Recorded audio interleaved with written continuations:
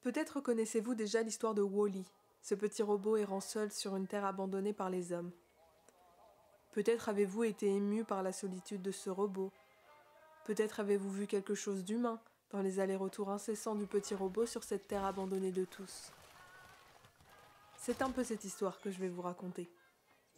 Sauf que la mienne ne se passe pas sur Terre. Et que mon histoire, elle est bien réelle.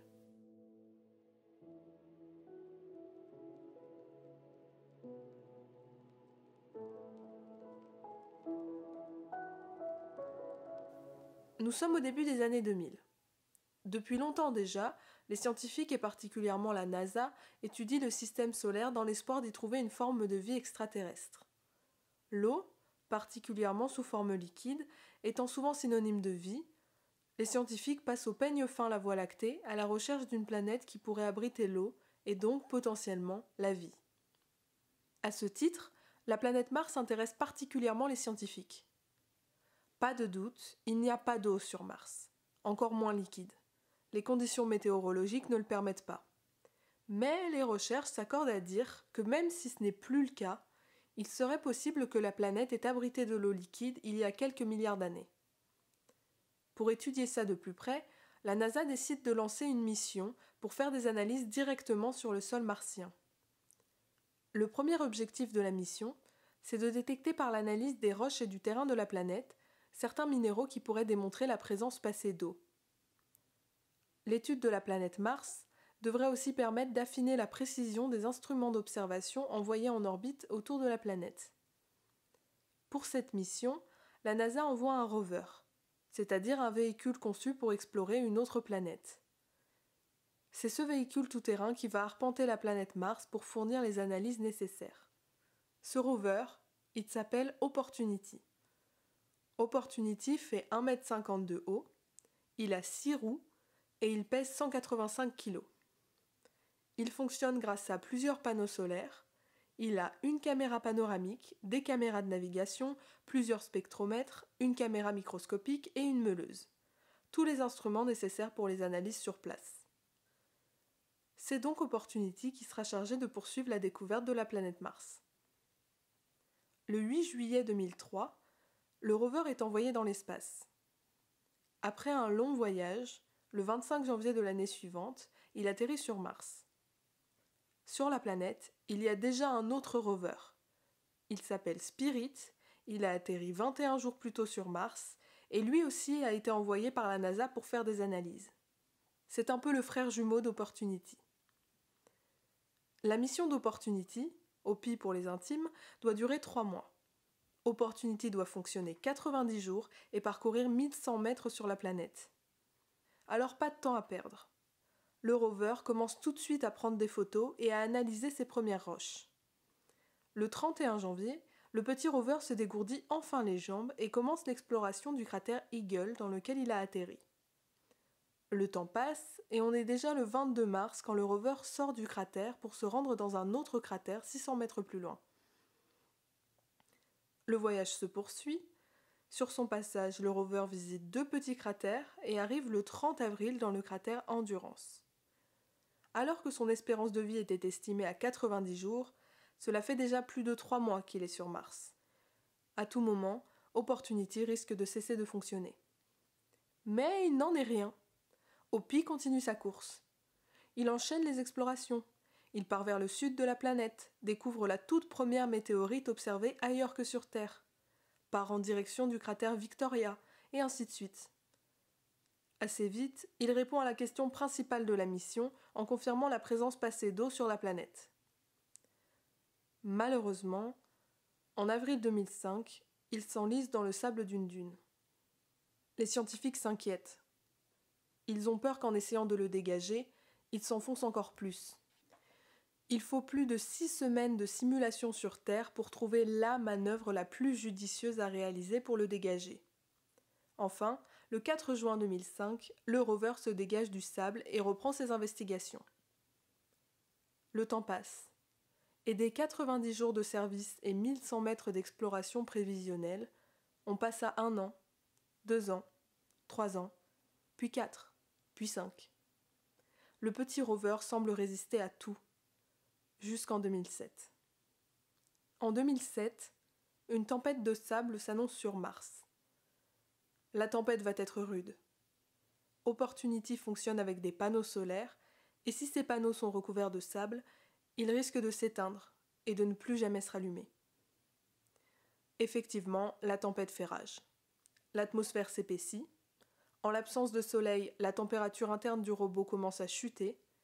Elle est désormais à moins 37 degrés Celsius, soit tout juste 3 degrés au-dessus de la température limite, à partir de laquelle la sonde s'éteint automatiquement et se met dans un mode survie. Pour Opie, la situation est critique. Opie reste en fonctionnement restreint 15 jours. Plusieurs jours passent sans que les chercheurs de la NASA ne puissent contacter le petit robot. Les scientifiques se font une raison. Cette fois, Opie ne s'en sortira pas. Mais contre toute attente, à la fin de la tempête, le robot réussit d'extrême justesse à redémarrer. Pour la communauté scientifique, c'est un vrai miracle. En 2011, la situation se gâte pour son jumeau Spirit. Ce dernier, déjà enlisé depuis 2 ans dans le sable, perd le contact avec la Terre. Spirit, do not go gentle into that good night. Spirit est déclaré mort, et Opportunity est cette fois seul sur Mars. Opie continue sa course. En 2013, il bat même un record, celui de la plus grande distance parcourue par un astromobile ailleurs que sur Terre. En 2015, le rover a accompli son premier marathon, 42,195 km. Il essuie plusieurs tempêtes plus ou moins violentes, et plusieurs fois, les scientifiques craignent de perdre le contact. Mais le robot tient bon. Le 11 janvier 2018, il dépasse les 45 km alors qu'il poursuit son exploration dans la vallée de la Persévérance. Alors qu'Opportunity entame sa 14e année, la NASA assure que le rover dispose d'une forme insolente pour son âge et que sa course sur Mars n'est pas près de s'arrêter. Fin mai, une petite tempête se déclare sur Mars. Rien de grave pour l'instant, Opie en a vu d'autres.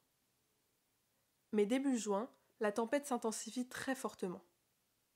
Le 10 juin, le niveau d'opacité de l'atmosphère monte jusqu'à 10,8 contre 5,5 au plus fort de la tempête de 2007. Le même jour, le rover envoie un message à la Terre. « My battery is low and it's getting dark. » Je n'ai plus beaucoup de batterie et il commence à faire noir. Les responsables de la mission suspendent l'activité d'Opie afin de limiter la consommation électrique du rover. L'engin est placé en mode panne.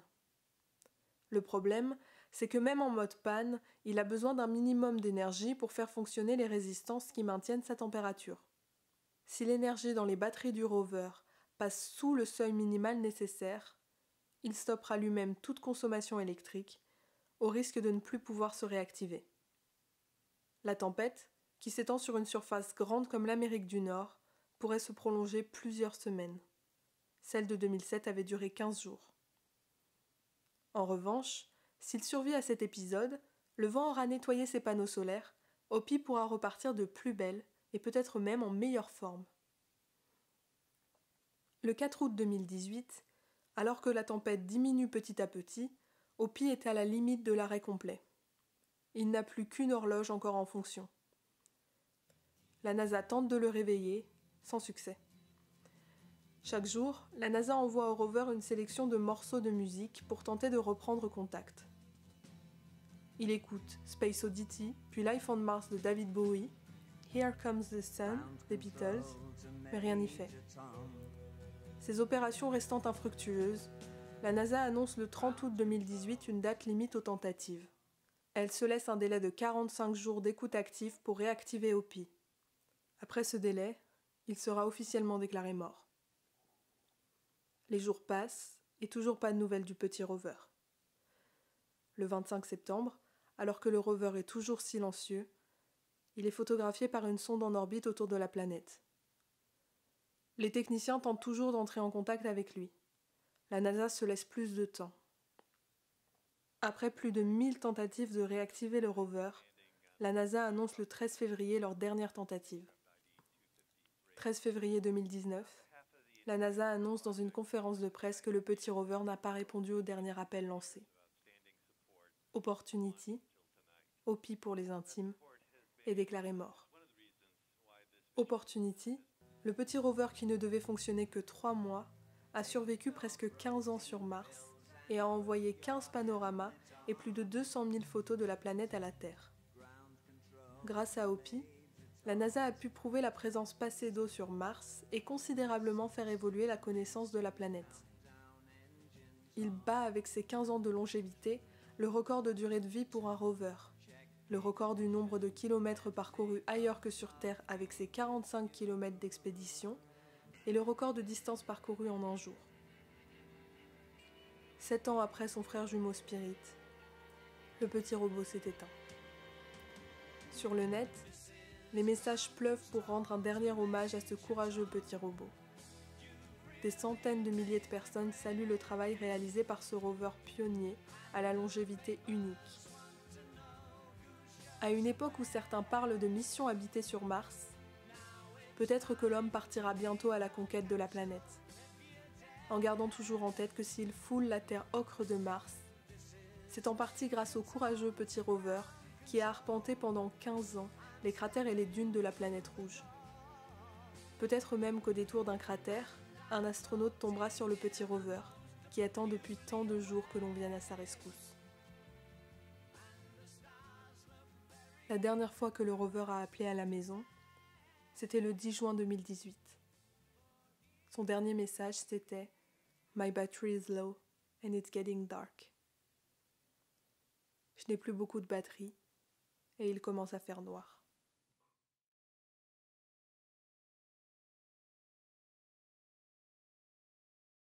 Si cette vidéo vous a plu, n'hésitez pas à laisser un j'aime et à vous abonner à la chaîne pour être informé quand je sortirai une prochaine vidéo. Et si vous avez des idées de thèmes ou d'histoires que je pourrais aborder, dites-le moi en commentaire et j'en parlerai peut-être dans une prochaine vidéo.